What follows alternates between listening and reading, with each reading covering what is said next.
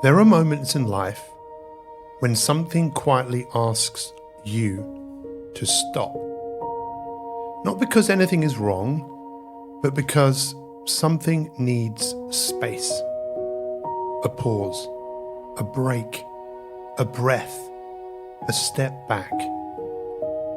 And yet, when that moment arrives, so often guilt follows close behind. The feeling that by stopping we're letting someone down, that by resting we're being absent, that by choosing ourselves that we're being selfish. This is one of the great misunderstandings of modern life. Stopping is not a withdrawal from life. Stopping is how we return to it. Stop to think begins with listening. Not to what is being demanded of us, but to what we're being asked of ourselves. Most of us do not struggle to stop because we don't care. We struggle to stop because we care too much. We care about being needed, about being available, about being reliable, about being seen as strong and capable. We live in a world that rewards constant presence. Messages expect instant replies. Availability has become a measure of worth. Being unreachable feels almost immoral. So even when we're physically alone, our mind is still on a call, still responding, still thinking, still performing. We stop, but we do not rest, and we do not recover. Stop to think is not about escaping life. It's about restoring rhythm. There is a natural cycle that governs all sustainable systems, including us. Action and pause, engagement and withdrawal, inhale and exhale. When we break that cycle, when we only inhale and never fully exhale, we do not become more effective, we become depleted. True presence is only possible when it's nourished by silence. Without stopping, there is no clarity. Without space, there is no depth. Without time with ourselves, we lose the ability to truly be with ourselves. Solitude is not the opposite of connection, it's the source of it. When we stop to think, we give ourselves permission. Permission to close the door. Permission to be unreachable. Permission to do nothing useful. Permission to serve no one for a moment. This permission is radical in a culture built on productivity. But without it, stopping becomes another task, and solitude becomes hollow. When we truly allow ourselves to stop, something shifts. The body softens. The breath deepens. The noise begins to settle. And in that space, we start to hear ourselves again. Not the roles we play, not the expectations we meet, but who we are underneath all of that. This is where transformation happens. Quietly, slowly, almost invisibly. We begin to notice patterns rather than repeat them. We respond rather than react. We choose rather than comply. We respond. This work is not dramatic. It does not come with lightning moments or sudden breakthroughs.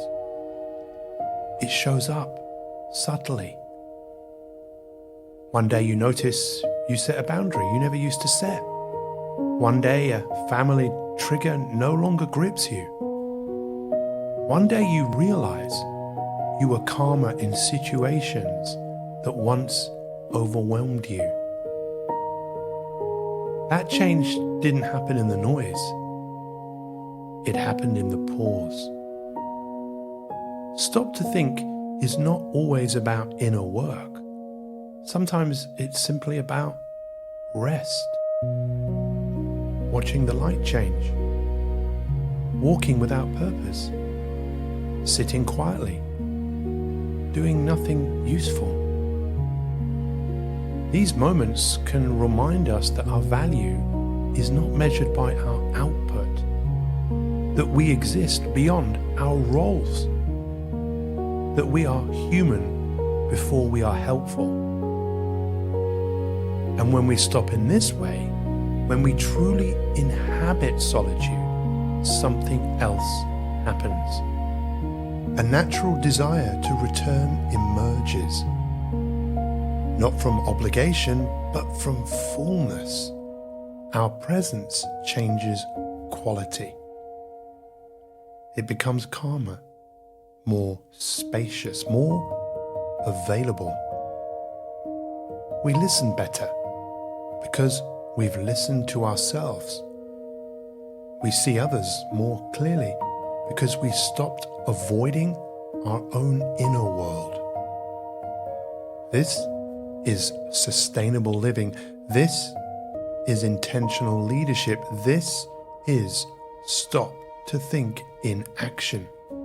Relationships that thrive are not built on constant access. They're built on respect for rhythm, for space, for withdrawal as much as return. When solitude is not permitted, connection becomes suffocating. When absence is seen as rejection, closeness eventually breaks. Stop to think teaches us to trust the cycle. There are signs that we need to pause. Fatigue that sleep does not fix. Irritability that rises for no clear reason. A sense of being present but not really there. A feeling of going round in circles. They're not weaknesses, they're signals. They are the body and mind asking for space to settle, to recalibrate, to breathe. Ignoring them can lead to exhaustion. Listening to them in an act of care for ourselves. Listening to them is an act of care for ourselves and for others. So perhaps the next time the need to stop appears, we can meet it differently. Not as something to fight, but as wisdom. Not as selfishness, but as responsibility. Not as a withdrawal from love, but as a way of nourishing it at the source. We close the door without guilt, turn the phone off without anxiety, be alone without feeling at fault. And when the time is right, we can reopen the door. We can return, not drained, but ready. The well is full again, and what we offer carries depth, clarity, and intention. This is Stop to Think.